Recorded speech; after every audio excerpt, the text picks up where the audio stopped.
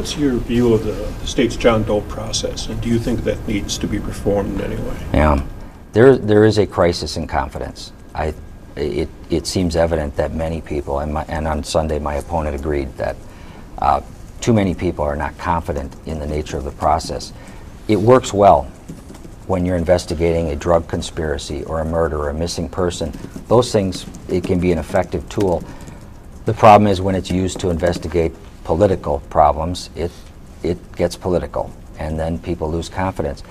You know, it's supposed to be a secret investigation, and unfortunately, you know, with the John Doe that's caught all the attention in Milwaukee, it hasn't been secret.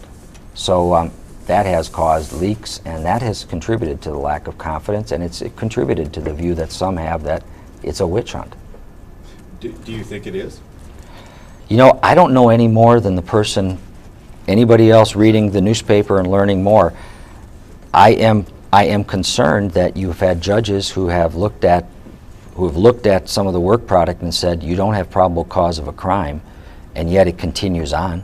I'm concerned about that. Is there a way to change that law to address those concerns? There may be, and it may be a matter of when you've got, and we've got many circumstances where we have special laws designed to deal with election type cases or campaign finance cases, such as the law that was created some years ago to say that an elected official or a person who commits an election fraud or campaign violation has to be prosecuted in the county where they reside.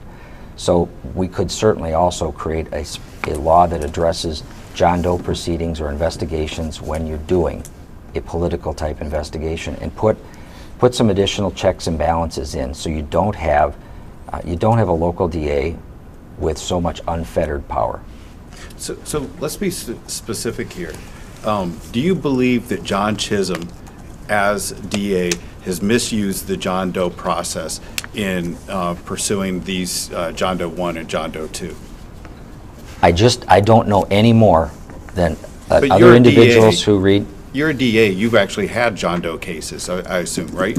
I have, yes. That's more than most people have had. So you have more insight into this than most people. So do you think that he's misused the process? I just don't know how to answer that because I don't know enough information. I'm among those people who is experiencing a crisis in confidence on this.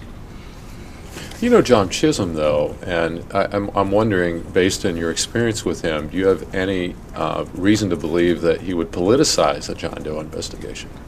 You know, I do know him, and we knew each other as assistant DAs, and we both ran for DA at the same time in our respective counties. And as an assistant DA, I knew him to be a hard-nosed prosecutor running the gun unit in Milwaukee County. And I was recognized in my county as a hard-nosed prosecutor too, and we both were law enforcement's choice when we ran for DA in our respective counties. We have had a positive, professional relationship as neighboring county DAs over the years.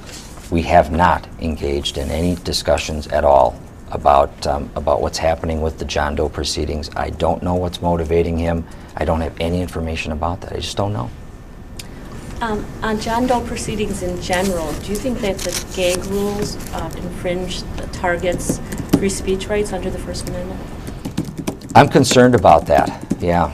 And especially, you know, it's one thing, the John Doe statute and the case law authorizes a court to order someone to not talk about their testimony. But to expand that beyond and say you can't talk about the fact that there's an investigation, you can't talk about the fact that your home was raided, I don't know how that can be justified under our current law.